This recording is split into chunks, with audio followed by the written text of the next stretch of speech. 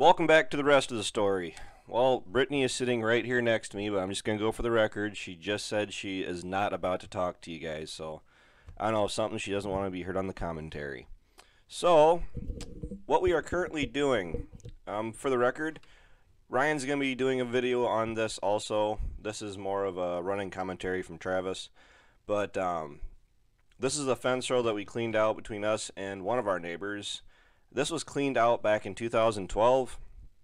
As you can see, it's starting to grow back up. The reason for that is when we cleaned it out back then, we didn't have Brittany running behind us, hitting everything with the stump killer. So that's what we're going through right now. I think in the end we put like $50 to $60 worth of that tore down on it. The goal is to not have to do this ever again, or at least not to this magnitude.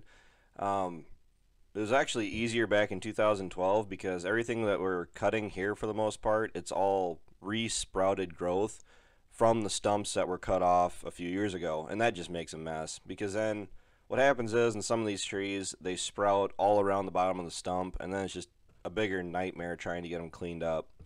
But we did.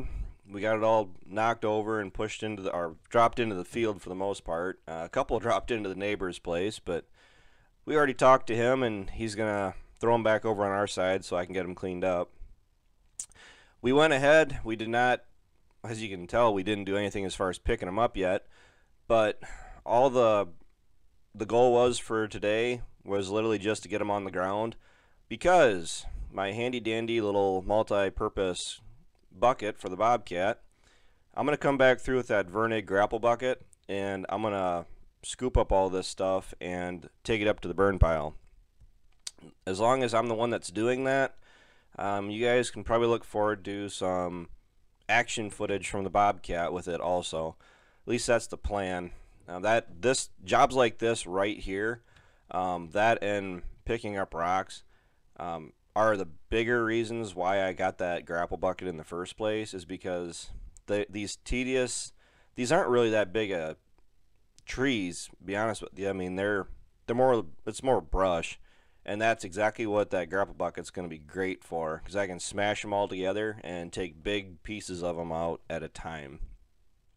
But the reason I wanted to get this cleaned out, other than the fact that it's going to save the fence, this fence line has bugged me ever since 2012. Every year that I've gone past it, either combining, planting, tillage, whatever, it always got a little bit taller, grew a little bit more, and was growing out and pushing us farther away from the fence.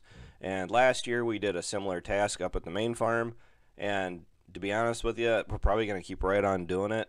Trying to get these fence rows cleaned out. We're going to be here for a long time, and you just about imagine what these trees would be looking like in another 40, 50 years. So it's best to get at them now as opposed to down the road when a bulldozer is about the only thing that can attack them, because that's our biggest problem right now. We have fence rows that it's really the only thing that you can really do to them is just call a dozer in. But this fence is not that bad of a fence, and it's one of the better ones around this piece, so I was really aiming just to save it. And there's only really one bad spot on it where I dropped probably the big tree at the end of the fence onto it. But this is just more or less a running commentary. That's all I really got to say for this, guys. We got a lot more odd jobs that I can hopefully get on footage too. So until next time, take care, take it easy, keep in touch. I'll talk to you guys tomorrow.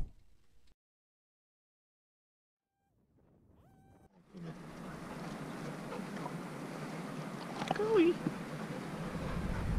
Oh yeah. Oh yeah.